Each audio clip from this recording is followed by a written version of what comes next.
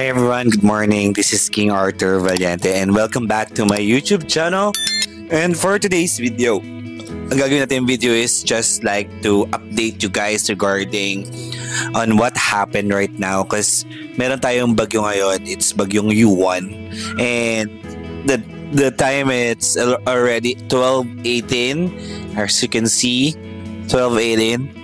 So basically may bagyong U1 and ngayon yata siya pinaka magla-landfall and then naka-receive na rin ako ng NDRRC basta ganon regarding sa and naka-signal number 3 kami dito sa Bacoor, kaya ipapakita ko sa inyo yung weather sa labas station. Ayan, so ito yung weather today. Ayan, kung nakikita nyo medyo malakas yung ambon na talagang hindi lang ambon, ulan talaga. Ayan, bongga. Ang dilim sa labas. Lakas na ding hangin. So, ayan yung update. Hi everyone, good morning. Sorry, hindi good morning. 5 p.m. or 6 p.m. na. Hindi ko dala yung cellphone ko, pero mga nasa ganun. Kasi nakatulog ako after yung vlog kanina na pinakita ko sa inyo yung itsura or yung situation na sa labas. Ngayon ako kasi ang ginawa ko, inayos ko na yung labas dahil nga sobrang lakas ng hangin, guys. Ito, sobrang lakas ng hangin, hindi masyadong maulan pero sobrang lakas ng hangin. So ayan, mahangin dito and then maulan and then nailipat ko na rin yung sasakyan ko kasi nga super lakas ng hangin pa and yero yung likod namin at baka mamaya dahil yero yung likod namin maanuhan yung sasakyan ko, kaya nilipat ko na siya kaagad. Update ko kayo mamaya kung gaano na. Ayan, grabe yung lakas ng hangin, guys. Natanggal na rin yung ng milk tea ko, yung pinaka tolda niya kasi may tolda to may mga tolda to yung ino-open. Ngayon natanggal na rin siya. So hopefully maging maayos, walang masyado masira or something. And yeah, pray lang tayo, guys, para sa safety nating lahat. Yun lang. And update ko kayo later on. Hey guys, so yun, update lang. Sorry, kumain kasi ako. 9:05 na. Alright, so 9:05 as of the moment. Nakakaramdam tayo ng malakas na hangin. And kumain na rin kami. Balak sana namin lumabas pero talagang sobrang lakas niya. And then talagang grabe.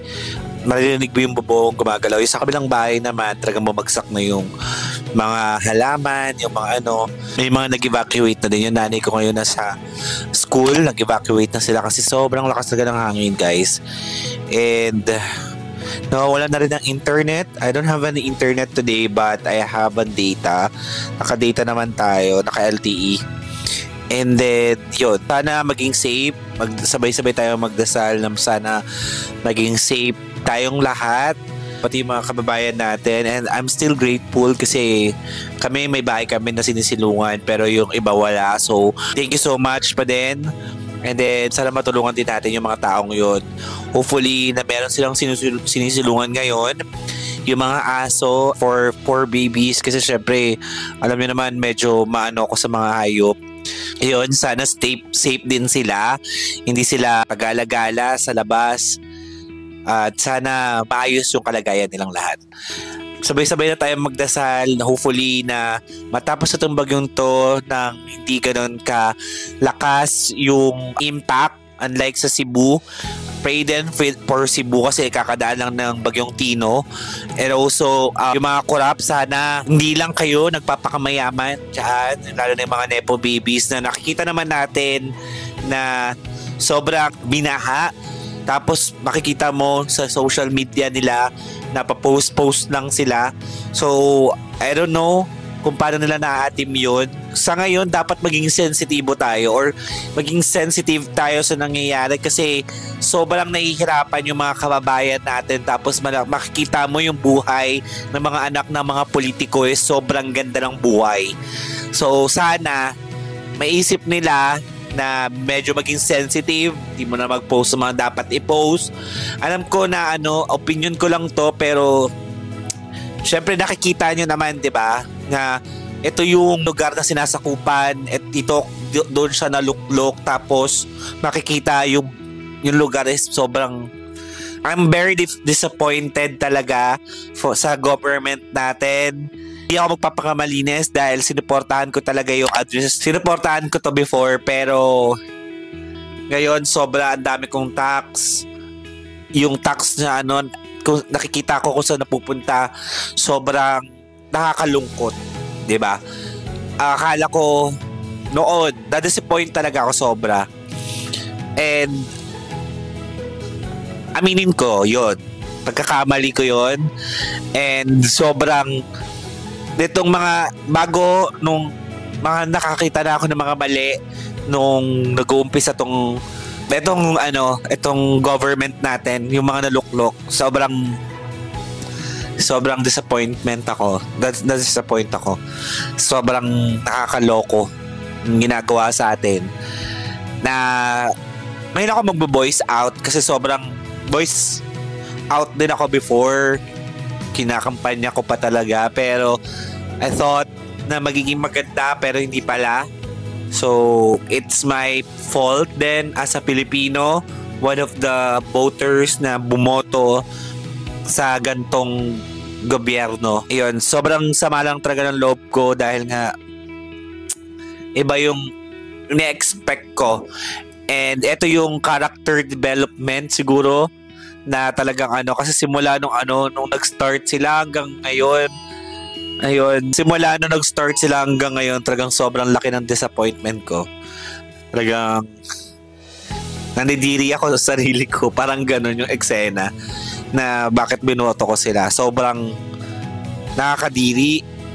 Sobrang nakaka-disappoint sa sarili ko din.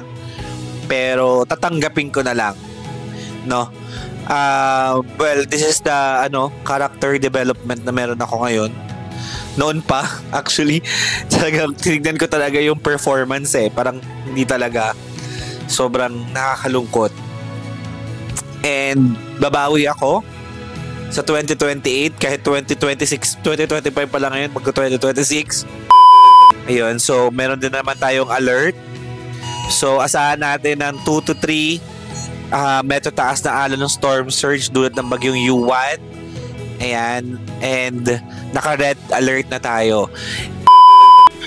Hi everyone, good morning. So for today's video, this is the continuation lang, na vlog natin kahapon about bagyo. So it's already 1:52. So 1:52 na guys. And sobrang late ko na mag-update. Tingnan natin kung anong nangyari sa labas, kung anong itsura niya na guys. So tara, samahan niyo ko.